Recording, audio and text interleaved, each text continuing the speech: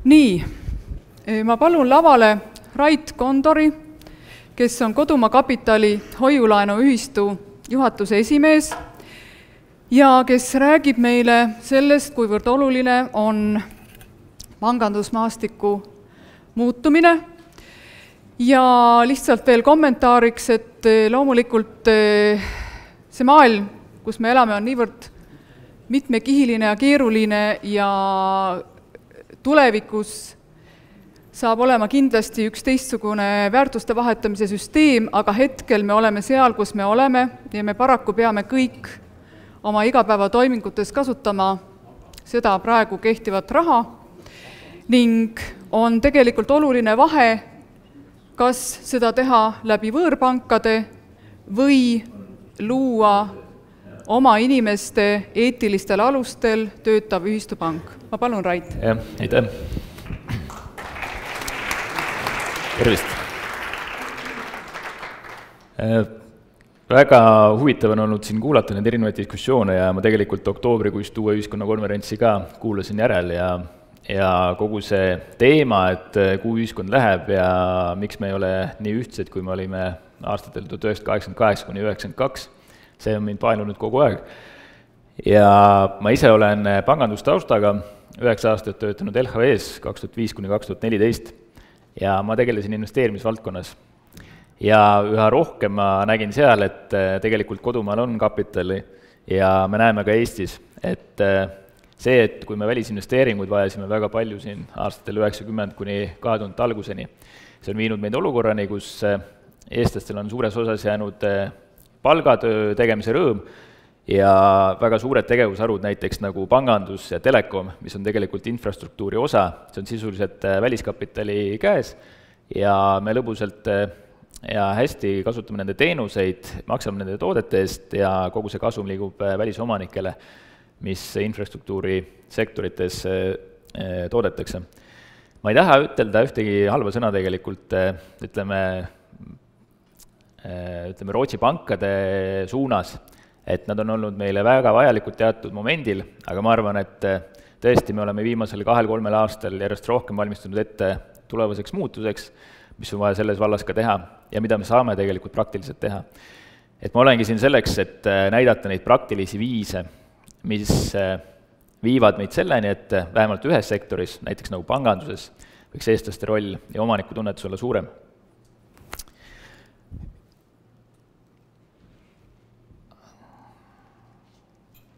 Kas see...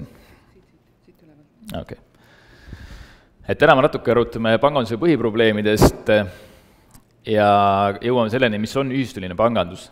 Ausalt öeldes, kuigi ma olin sektoris 9 aastat töötanud, ma 2014 ise ka ei teadnud täpselt, mis on ühistuline pangandus. Ja alles siis hakkasin seda asja uurima, vaatasin, et see on tegelikult asi, mis toimib siiamaani üle maailma. Ja kolmandaks toon välja lühidalt, miks siis loodi ikkagi Kodumaa Kapitali hoiulaenuühistu.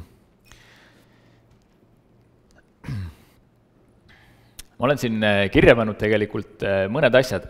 Kõigepealt esimene küsimus see, andke käega märku, kes teist teab, kuidas toimib hoiulaenuühistu. Väga hea, umbes ütleks 5–7% saalis olijatest. Ma arvan, et selline teadlikkus on ka ühiskonnas umbes sarnane, et sellepärast on see tegelikult oluline teema, millest rääkida. Aga paari sõnaga võib-olla panganduse põhiprobleemidest, et üks teema on see tõesti, et see pangandus tekitav kasum on väga suur, et circa 300–400 miljonit eurot aastas. Eestis pangad teenivad, Eesti Panga statistika muidugi ütleb, et 600 miljonit eurot teenisid pangad eelmisel aastal. Aga ligikaudu pool sellest on lihtsalt Läti-Leedu tütarettevõtete teenistus, mida me ei pea Eestis nii-öelda arvestama. Aga Eestis pangandustegevusega teenitakse umbes 300 miljonit eurot igal aastal. Ja kas te teate ka, kust tuleb pankade kasum? 2 põhilist komponenti on. Laenud, jah, laenuintressid on üks komponent, mis on teine. Teenustasud, just. Ja Eestis on ka sellest räägitud, et Eestis tegelikult pankade teenustasu tulud on kõrgemad, kui nad on Rootsis.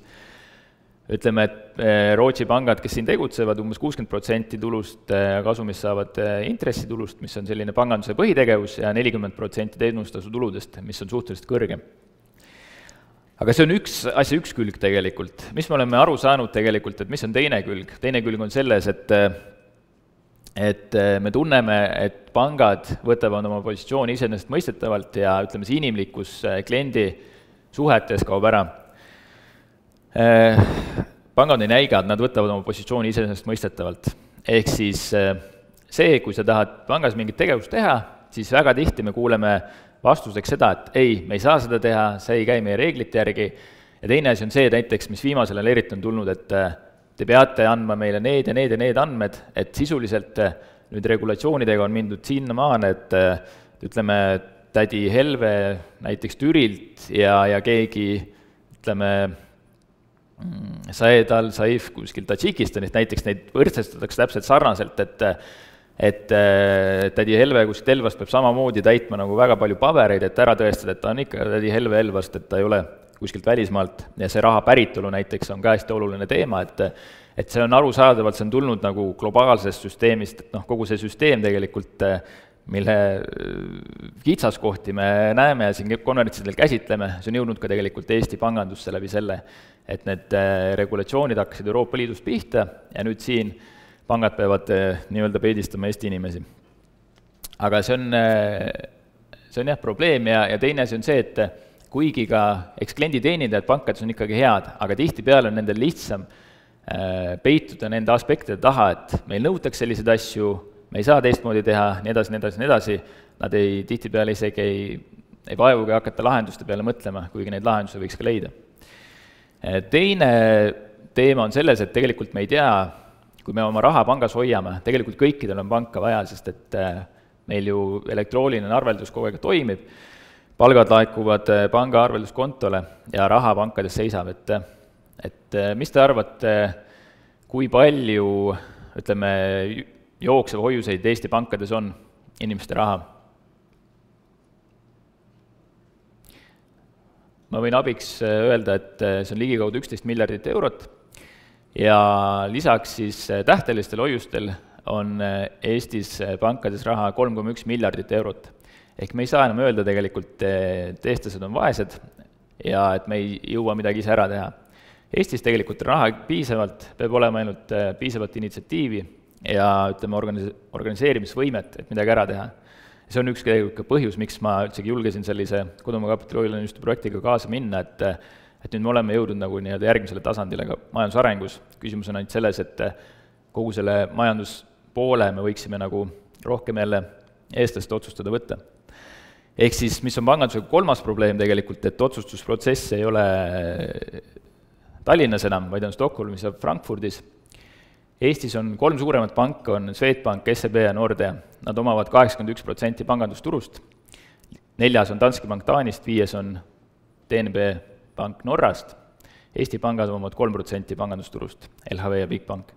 Ehk siis ega Swedbank, SEB kontorid Tallinnas ei saa enam väga paljude otsuste osas kaasa rääkida, otsused tulevad otse Stockholmist.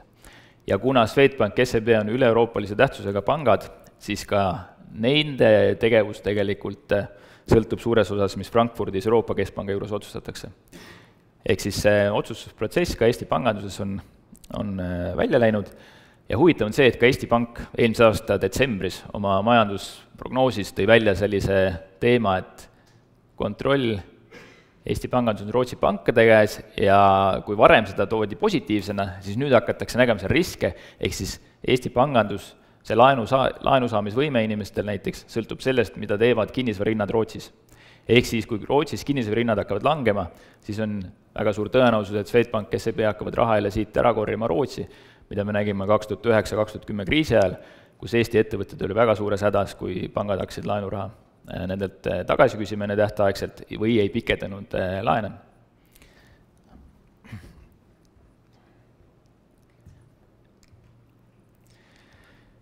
Ja siin me jõuame tegelikult selleni, mida me nägime 2009-2010, me oleme välistele šokkidele vägagi avatud seoses selle avatud süsteemiga.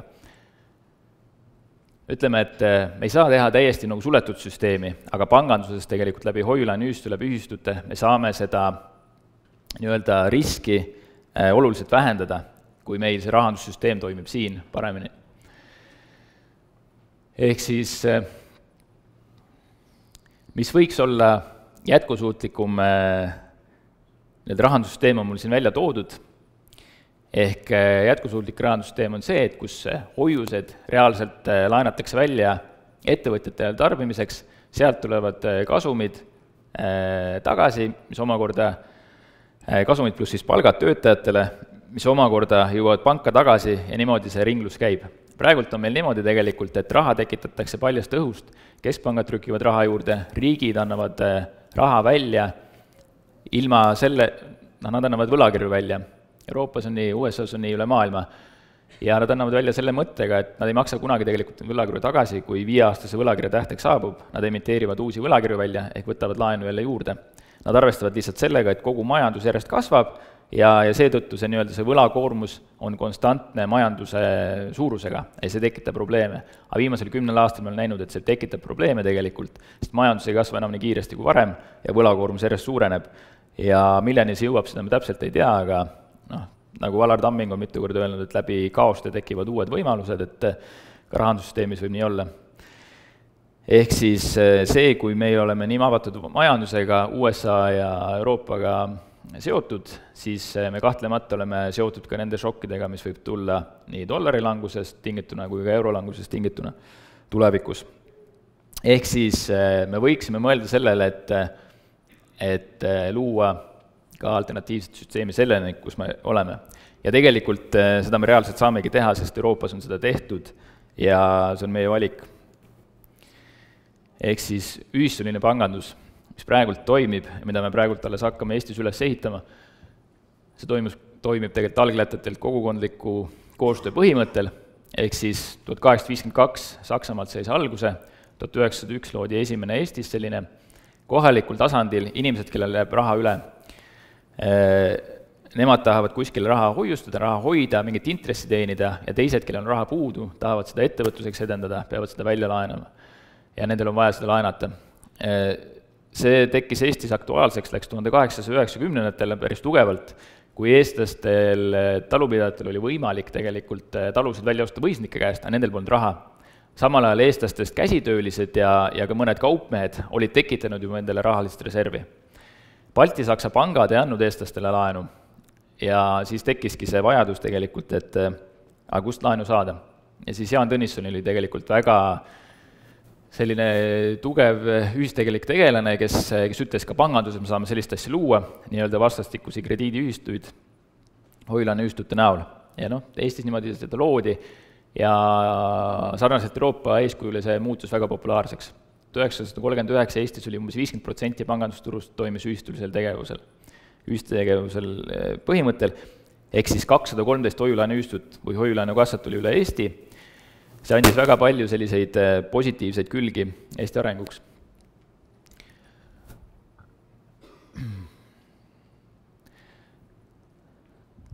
Ühistuline pangandus viimastel aastakümnetel on arenenud veel ühe sammu võrra edasi. Need, ütleme, vanad 100-aastased ühistupangad on juba kasvanud järjest suuremaks. Nad muutusid kohati rohkem nagu, mitte alati tegelikult, aga oht oli, et mida suuremaks sa lähed, seda traditsioonilisema panganduse juurde sa lähed, iseenesest mõistetavus, mitte kliendist nii palju hoolimine, nii edasi. Ja seda nähti ka Saksamaal, Hollandis, Rootsis igal pool, kus hakkas tekkima nii-öelda social bankingut ehk siis ühiskondlikku pangandust ja eetilist pangandust eraldi, kes valisid omakorda, et me tahame toetada rohkem selliseid projekte, mis on seotud mahepõllumajandusega või siis ütleme vabakoolidega näiteks ja eriti rohelise energiaga, keskkonnasõbralikkusega. Et selliseid institutsioone on loodud. Eestis näiteks loodi eelmine aasta hea koostöö hoiulaenuühistu, kellel on sama põhimõte, et me teeme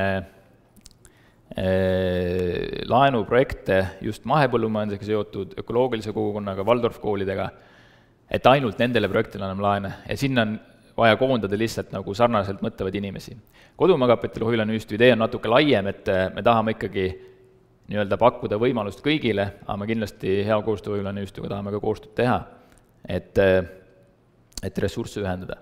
Aga et üldsegi selline ühistuline pangandus toimiks, selleks on vaja tegelikult ongi ühtset mõtteviisi vaja, me oleme täna nii palju tegelikult rääkinud neid häid ideid, et kuidas ennast muuta või mis tuleb teha nii ja naa, et inimene tegelikult ju alati peab nagu endas selle selgusele jõudma, et kas ta tahab muutust või mitte, et keegi teine ei saa öelda, ma ei saa siin lava peal öelda, et tulge kõik, noh, ma saan seda küll öelda, aga ma tean, et kõik te ei tule Kodumaa Kapitali Hoiu-laenuühistu liikmeks, ma kindlasti kutsun teid tulema, aga ma tahangi teid mõtlema panna, et sedasama mõtlemisvõimet, iseseisvust, seda on vaja tekitada, et see ongi see tegelikult näide, et ühistulises panganduses me saame seda iseseisvust rohkem tekitada. Et Hoiu-laenuühistu annabki tegelikult neid asju, paremat otsustamisvõimet, kontrolli, kuhu raha liigub ja ka see, et kasum jääb kohalikku kogukonda, mis omakorda edendab seda edasi. Et mul on mitmed näited tegelikult Soomest. Soomest hakkas ühistuline pangandus toimuma ka 1901 ja praeguseks on kõige suurem ühistupanga grupp on OP, kuhu kuulub 147 ühistupanka üle Soome ja see on 35% kogu Soome pangandusturust. Ehk seal ei ole Rootsi pangad prevaleerivad. Ehk mis Soome näitel on välja toodud, et miks ühistuline pangandus on hea. Esiteks tekib omaniku tunnetus, sul tekib isiklik omaniku suhe. Et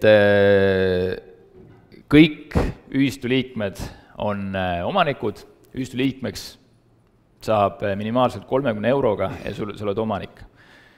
Igal ühistu liikmel üks hääl, sõltumata sellest, kas ta paneb osakapitali 30 eurot, 300 eurot, 3000 eurot või 30 000 eurot. Aga seda on näidatud, et see omaniku tunnetus on nagu hea.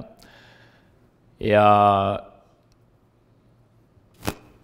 kui nad on ühest kogukonnas, siis tekib kollektiivne omaniku suhe. Et see on seesama asi, et sa saad koos midagi ära teha, majandust ja rahandust on vaja, et häid ideid ellu viia. Et sellepärast tegelikult ka mina siin konverentsil räägin. Ja mis on igal inimesel on isiklik kasu, on võib-olla esmatähtis, sest et inimene peab mõtlema ka enda kasu peale ja siis ta saab pakkuda nii-öelda seda kogukondlikku kasu. Isiklik kasu hoiu-laenuühistus ongi see, et sa saad paremaid hoiusintresse, see on ka Soome, ütleme Lääne-Euroopa, Saksamaa, USA näide, et ühistupankades on hoiusintressid kõrgemad kui kommertspankades näiteks. Ja ka näiteks väikelaenud on madalama intressiga kui on pankades. Seda me saame pakkuda ka juba praegu. Regionaalne tasand on see, et see raha, mis tekitakse kogukonnas, see ringileb rohkem kogukonna sees ja see maksutulu jääb regiooni, eriti kui luuakse töökohti näiteks, et nagu me praegu oleme näinud, et pangad lähevad järjest rohkem väikestest piirkondadest välja, ütlevad, et seda pole ratsionaalne hoida seal seda kontorit, aga see on just sellepärast, et nad mõtlevadki numbriliselt ja nad ei mõtle sellele, et kuidas seda pangakontorit saaks võib-olla kogukonnaga siduda. Kui on hoiu-laenuühistu, siis ta saab tegelikult seda pangakontorit kohalikul tasandil natuke odavamalt üleval pidama, et ei pea nagu väga palju kartma selle pärast, et kas see nüüd tasub ära või mitte. Et seal saab asju kombineerida, sest et oluline on see, et oleks know-how, mis meil oleks nagu võimalik jagada ka kohalikule tasandile ja seal juba omad inimesed võtavad selle teema edasi üles, et anda näiteks konsultatsiooni pangateenuste osas, millised on hoiused, millised erinevad hoiustamisvõimalused, millised on laenamisvõimalused, mis on nagu õige laenamine. Ja mis meil Kodumaa Kapitali Hoiu-laenuühistus on oluline see, et kui me näeme, et inimesel on näiteks parem võimalus näiteks laenu võtta pangast, me ütlemegi, et mine võta see kommertspangast, et sealt saad võib-olla paremat intressi. Aga kui ta mingil põhjusel kommertspangast ei saa laenu või talt küsitakse kõrget intressi, noh näiteks väikelaenudelt küsitakse 18% intressi kommertspangas, siis ta võiks tulla tegelikult kohe Hoiu-laenuühistusse laenu küsima. Ja mis on emotsionaalne kasu, on just see, et inimesed on rohkem kaasatud. Praegult on meil see, et rahandussüsteem on kuskil nagu kõrval, et noh, me ei torgi nagu seda eriti, et raha on eriti, inimesel on hästi isiklik nagu suhe mõnes mõttes rahaga, et nad väga palju ei taha sellest rääkida. Aga see on tegelikult oluline, et kes kontrollib, ütleme, eestlaste rahasid näiteks, hästi lihtne öelda. Ja kollektiivselt ka samamoodi, et läbi hoiu-laenuühistu sa saad tegelikult ühtsemalt midagi teha ka kohalikus regioonis. No üks näide, mida eestlased on suutnud teha, kui Kanadasse põgenesid eestlased läbi Rootsi, Saksamaa pärast teist maailmasõda, 1954 loodi Toronto ühispank paljude endiste pangainimeste poolt ja see toimib siiamaani. 5000 eestlasest liiget on seal ja nüüd nad 4 aastat tagasi hakkasid võtma ka mitte-eestlastest liikmeid. Ehk siis, kuna ta osutus väga populaarseks ka, ja eks nad mõtlevad ka jätkusuutlikkuse osas. Aga oluline just on see, et kogukondlikul pangandusel, ühispangandusel näiteks inimest tuntakse palju paremini, temaga suhestutakse paremini, et ta ei ole nii umbisikuline. Et see on nagu hästi oluline ja ka seetõttu näiteks laenuportfell on palju kvaliteetsem kui väikepankadel või kui näiteks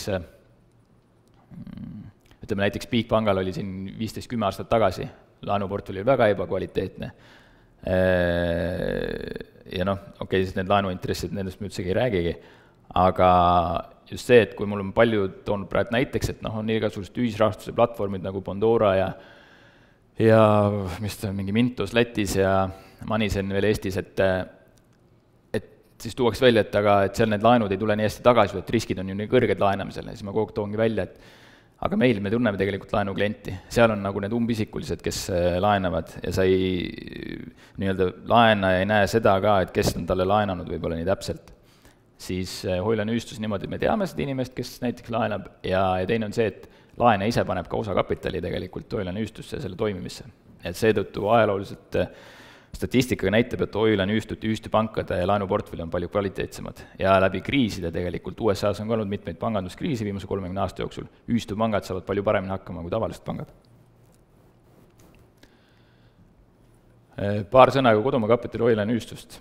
2014 me alustasime 26 liikmega, eelmine aasta tegutsesime liikmete kasvatamise nimel, 340 liiget on nüüd meil, et see algus on tegelikult kõige kiirem Hoiulane ühistu algus Eestis, aga muidugi meie eesmärk on suuremad, et ütleme, eelmine aasta oli selline vundamendiaugu kaevamine, see aasta paneme ehitame vundamendi üles ja järgmine aasta tuleb veel suurem kasv. Ja see on nagu lihtsalt võimalus, nüüd on platvorm loodud endiste pangaspetsialistide poolt, ettevõtjate poolt ja üldse ka aktiivsete inimeste poolt, et midagi reaalselt saab ära teha. Ehk siis, noh, 2 märksõna võib-olla see, et seadusest tulenevalt Hoiulane ühistu seadus ja tulundusühistu seadus on see, mida me peame järgima ja võtame vastu hoiused, väljastame laene, et noh, see ongi põhitegevus tegelikult, mis panganduses on. Ja tegemist on tulundusühistuga, ehk siis liikmetel on võimalik kasumit teenida, liikmete otsustada on lihtsalt see, et kas kasum makstakse välja läbi kõrgemate hoiusintresside ja madalamate laenuintresside või siis kasumina reaalselt rahas. Kuidas struktuuriliselt Hoiulane ühistu on üles ehitatud? Liikmetest moodustub üldkoosolek, ehk üldkoosolek on olulisem organ. Üldkoosolek valib nõukogu valib ja kinnitab juhatuse. Juhatuse kõrval on oluliseks struktuuriks on laenukomitee, läbi mille tehakse kõik laenuotsused ja laenukomitees on ka juhatuse liikmed, ehk siis juhatuse liikmed ise ka vastutavad, et laen antakse välja mõistlikult ja need laenud tagasi tuleksid. Aga laenukomitee juht ei tohi olla juhatuse liige. Meil on laenukomitee juhiks 18-aastase panganduskogemusega inimene, kes on olnud krediidianalüütik pangas, nii et tema teab täpsemalt, veel eriti täpselt, et kuidas ja millistel alustel saab üldsegi laenu anda. Ehk siis laenukomitee kaudu toimivad laenude väljastamine, ehk siin ei ole nagu selline automaatset laenude väljastamisprotsessi, mis tihtipeale teatud keskkondades võib-olla sellise laenuportfelli riskantseks teevad. Ja nõukogu juhatuse tööd, üldsegi Hoiulane ühistu tööd kontrollib liikmetest moodustatud revisjonikomisjon ja samuti ka väline audiitor. Ehk siis võimalus läbi Hoiulane ühistu on midagi muuta, midagi ära teha, on võimalus muuta tegelikult seda, et esiteks panganduskasum jääb rohkem Eestisse, teiseks eestlased otsustavad rohkem oma raha üle, mis nad on siin kogunud, kuidas seda jaotatakse, kuidas seda välja laenatakse. Ja kolmas on võib-olla oluline see, et inimeste kaasatus tõuseb. Läbi selle tegelikult on võimalik inimesi rohkem ühiskondlikesse protsessidesse ka kaasata.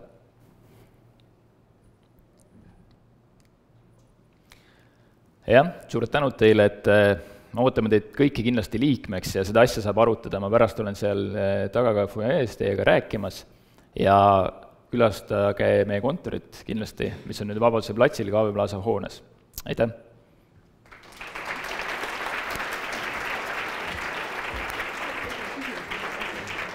Ahah, küsimus, jah. Jaa, kas teil on äkki küsimusi küsida?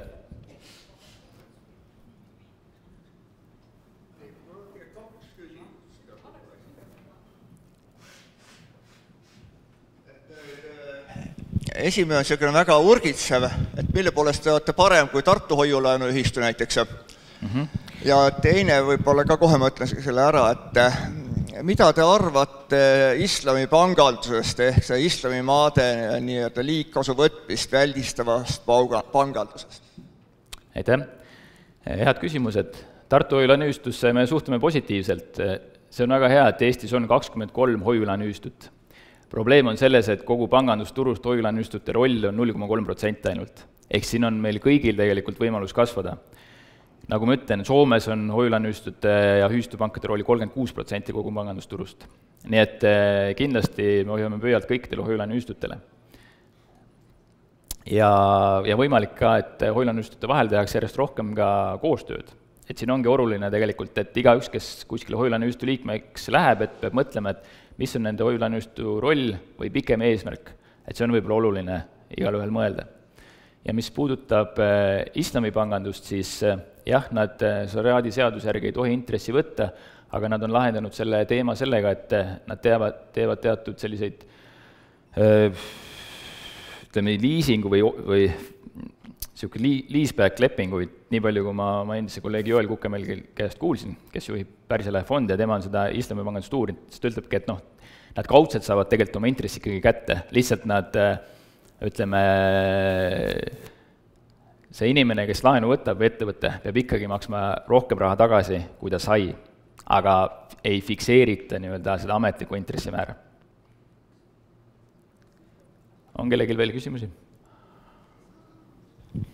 Mul ei oleks küsimus, ma lihtsalt ütleksin islamipanganduse kohta.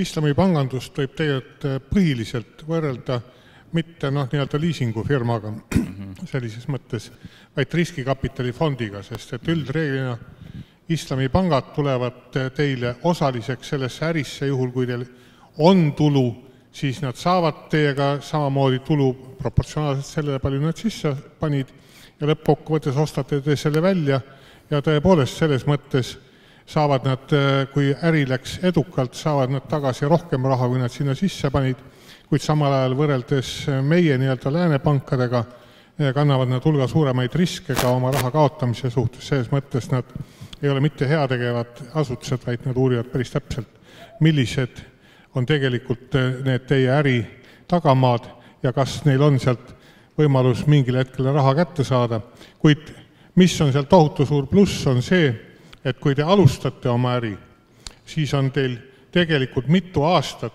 aeg, kus te tegelikult ei pea mingit kasumit jagama, sest ka nemad saavad aru, et see teie äri peab jääma jätkusuutlikuks. Jah, kusjuures ma lisan võib-olla selle, see on väga hea mõte just see viimane, et mis on pankadele väga tihti, on see probleem Eestis, et esiteks neid enne alustavatele ettevõtetele laenu, nad tahavad, et ettevõtte ajalugu oleks vähemalt 3-4 aastat. Samal ajal ma olen vaadanud, et kes alustab uue ettevõtmisega, on 1-2 aastat tegutsenud ja kes on selles valdkonnas näiteks 10 aastat palgatööd teinud. Ta on tihtipeale väga hea spetsialist ja tegelikult temale võiks laenu anda, kui kõik asju nagu läbi kalkuleerida. Aga pangad ei ütlevad lihtsalt, sulle ajalugu on nii lühike, 1,5 aastat firmad neid teinud, me peame veel ootama. Ja teine asi on see, et mis ma olen ka tähele pannud väike- ja keskmise suuruse ettevõtete puhul, ongi see, et esimene, teine aasta nad tahaksid tegelikult pigem, kui saada siis võimalikult väikest seda kuumakset maksta, ehk siis pigem ainult intressi maksta ja hiljem hakata intress pluss põhiosa. Et selles osas ka tegelikult on see, et kui on enda nagu ühistuline pangandus, sa saad olla palju paindlikum. Pangad tihtipeale on oma sellise klassikalise mudeli järgi ja ütlevad, et 0 või 1, et nad ei tule üldsegi nagu kaasa mõtlema või vastu. Seal on küsimus.